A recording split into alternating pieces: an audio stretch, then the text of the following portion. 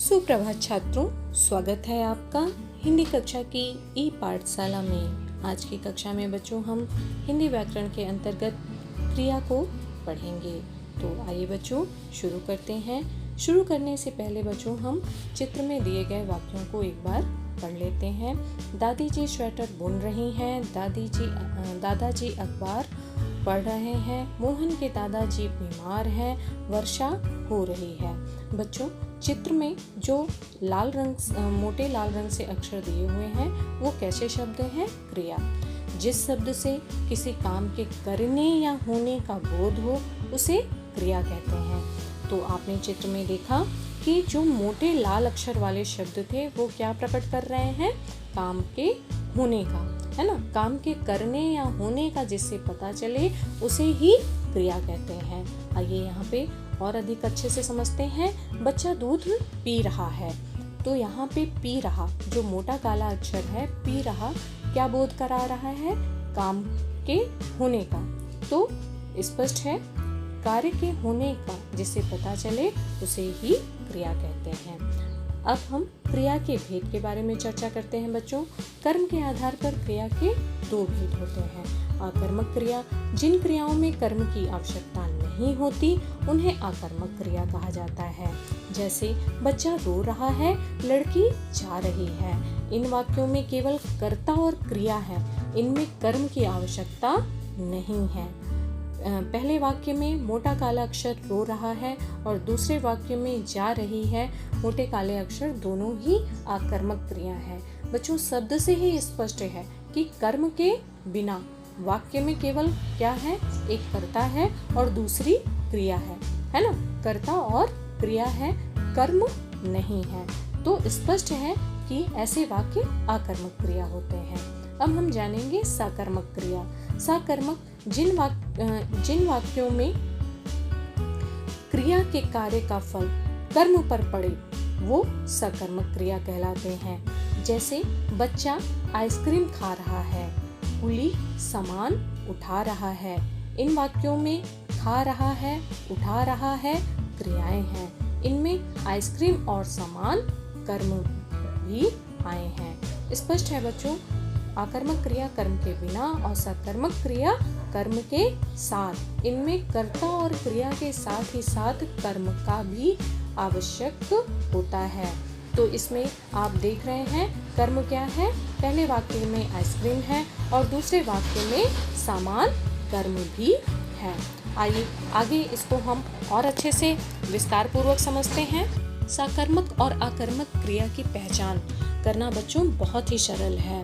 वाक्य में आए कर्ता से, है ना, जो कर्ता है, जो मुख्य कर्ता है, उससे यदि क्या किसे प्रश्न किया जाए तो हमें जो उत्तर मिलता है उससे स्पष्ट हो जाता है कि कौन सी क्रिया है, सकर्मक क्रिया है या आकर्मक क्रिया है। आइए यहाँ पे उदाहरणों के माध्यम से हम इसको और अच्छे से समझते हैं। राजू ने पत्र लिखा, है ना। यहाँ पे कर्ता कौन है बच्चों? राजू, है ना। तो इससे जब हम कर्ता से प्रश्न करते हैं कि राजू ने क्या लिखा, तो उत्तर मिलता है पत्र, यानी कैसी क्रिया है?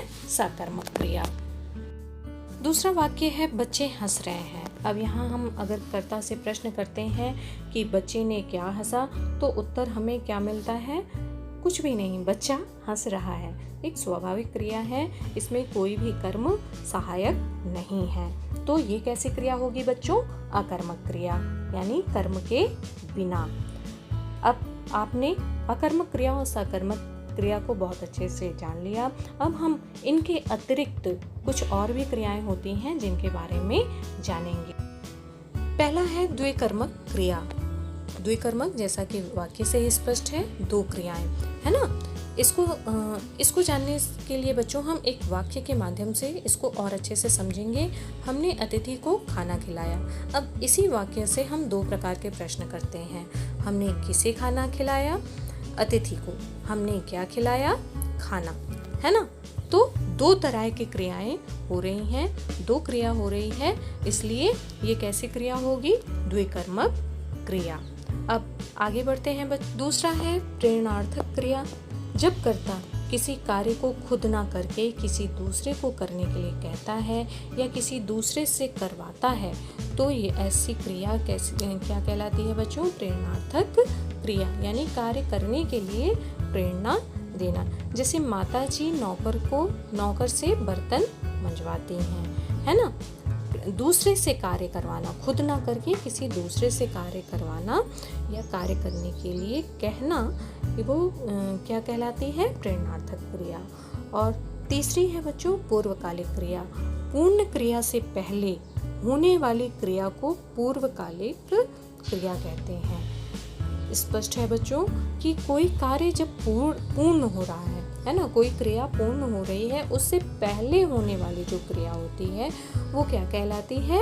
पूर्वकालिक क्रिया। इसको हम उदाहरण के माध्यम से समझते हैं बच्चों। वह खाना खाकर चला गया, है ना। तो खाकर वो गया, है ना, वह गया, लेकिन क्या करके गया? खाकर, यानी खाना को खाकर गया, इसलिए खाकर क्या हो गई? पूर्वकालिक। जाने से पहले उसने क्या किया? खाना खाया, तो वो कैसी क्रिया हो गई? पूर्वकालिक क्रिया। बच्चों, इस तरह से आपने क्रिया के भेदों के बारे में जाना। अब हम क्रिया के प्रयोग संबंधी कुछ आवश्यक नियम होते हैं जिनको यहाँ पर समझ लेंगे। आइए की चर्चा कर लेते हैं। पहला नियम है, क्रिया एक शब्द की भी हो सकती है तथा एक से अधिक की भी।